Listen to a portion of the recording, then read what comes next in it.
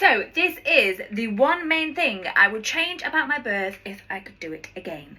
So my waters broke at home. Wonderful. I went to the doctors, I rang the doctors, they said come on in. I went on in and they said, yeah, your waters are broke but you're not in labour.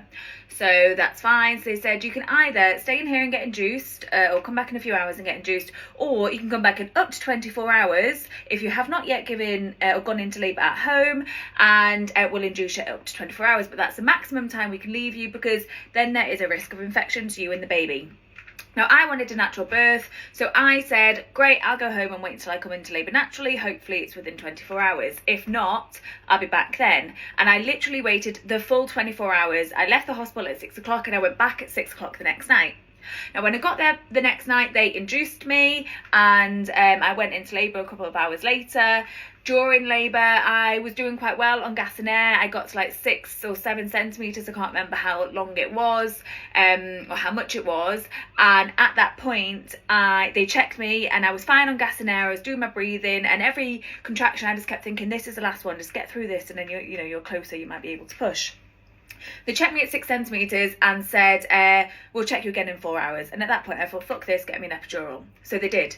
They gave me an epidural. Then I started being sick, couldn't stop being sick, couldn't stop shaking. At one point I was blue. Sam said he was like so worried about me, trying to put blankets on me. I was hardly responding to him. And the lady was like, do not put blankets on her. Her temperature is through the roof. Leave her be. Anyway, lo and behold, they were going to take me in for a C-section, but then they said, actually, let's start pushing and see how you get on. So I started pushing. I ended up getting cut and she was forceps out of me. It was horrendous, but you know what, I got through it. It was fine. Anyway, then Sam had to go home. It was peak COVID time, so Sam had to leave. And at that point, the doctor came over to me and said, Beatrice and yourself have got an infection. Now, we don't know what the infection is, but it could be either sepsis, meningitis, or something else that was scary as fuck. So I was shitting myself. I was crying my eyes out. Sam wasn't there to support me.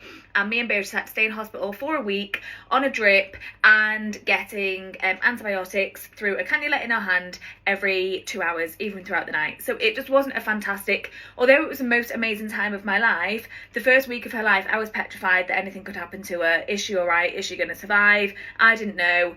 And it was all because I'd waited that full 24 hours.